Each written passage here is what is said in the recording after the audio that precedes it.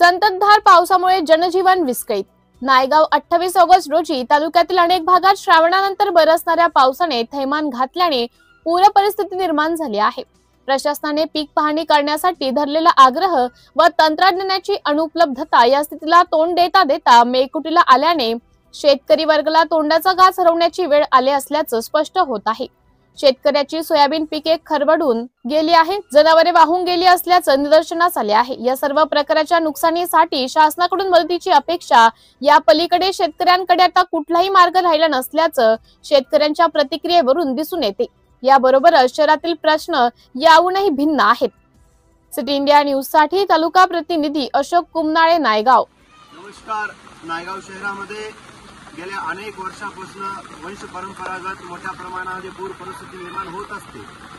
या भूमिकेने आम्ही सर्व बाबीची पाहणी केली असता संबंधित प्रशासनाकडे आणि शासनाकडे वेळोवेळी पाठपुरावा केल्यानंतर आम्हाला आपत्ती व्यवस्थापनाअंतर्गत नाला नंबर 1 म्हणजे खुशाल चव्हाण यांच्यापासून ते घरापासून ते टोकरशाह यांच्यापर्यंत घरापर्यंत हा नाला नंबर 1 आहे आणि खुशाल चव्हाण यांच्या घरापासून ते स्मशानभूमी सार्वजनिक हा नाला नंबर 2 आहे आणि जो मोठा एक नाला आहे नाला नंबर 3 याचं खोलीकरण करणे, रुंदीकरण करणे आणि सिमेंट कॉन्क्रीट करून नाला व्यवस्थित करणे आणि या जनतेला या पाण्यापासून वाचवण्यासाठी आपत्ती व्यवस्थापनाअंतर्गत संबंधित सर्व प्रशासनाच्या एनओसी घेऊन आणि जिल्हा अधिकारी महोदय यांच्या माध्यमातून आमच्या पाठपुराव्यातून संबंधित मंत्री महोदय यांच्याकडे मंत्रालयामध्ये प्रस्ताव पाठवलेला आहे।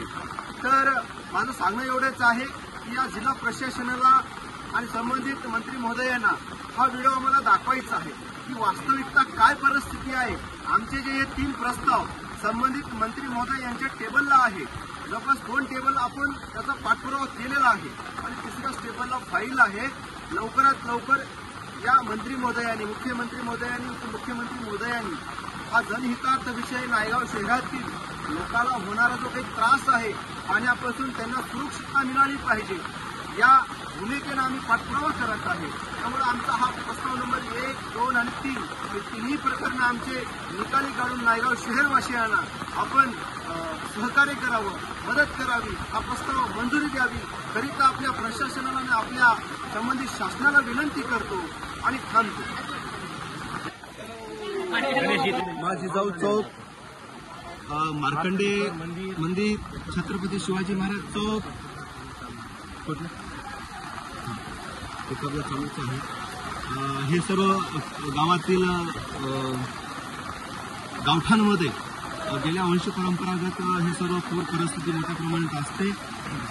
याकडे संबंधित कुठल्याही प्रशासनाच्या शासनाचं लक्ष नव्हतं, तर लोकशाही मार्गानं आपत्ती व्यवस्थापनाअंतर्गत आम्ही प्रस्ताव तयार केला, शासन दरबारी पाठवलेला आहे। तात्काळ त्याला मंजुरी मिळावी आणि शहरवासियांना न्याय मिळावा अशी आपल्या सर्व शासनाला आणि प्रशासनाला विनंती करतो।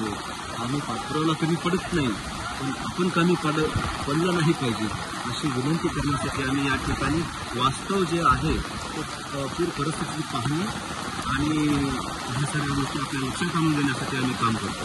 हे सामान्य कुटुंबातला एक भूमिहीन असलेला कार्यकर्ता म्हणून ओळखला जातं। त्यांच्या दुकानामध्ये देखील पाणी गेलेलं आहे, सर्वांच्या घरामध्ये देखील पाणी गेलेलं आहे। विनंती होती प्रस्ताव काढावा। धन्यवाद।